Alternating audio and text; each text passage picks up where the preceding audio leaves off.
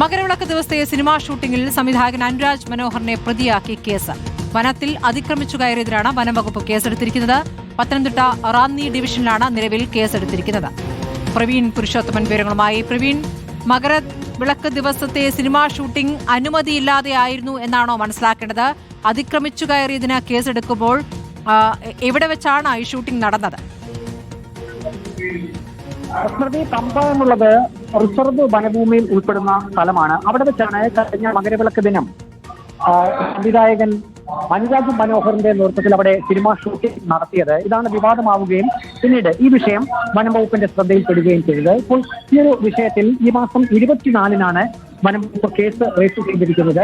അതിൽ പറഞ്ഞിരിക്കുന്നത്, ഒന്ന്, റിസർവ് വനഭൂമിയിൽ അനുമതിയില്ലാതെ ഷൂട്ടിംഗ് നടത്തി, അതേ വനഭൂമിയിൽ അനുമതിയില്ലാതെ അതിക്രമിച്ച് കയറി.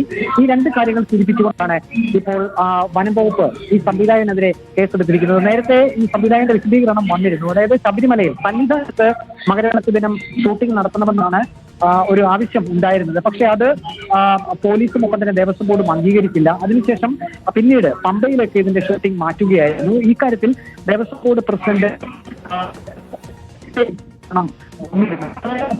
ശക്തമായിട്ടുള്ള നടപടി.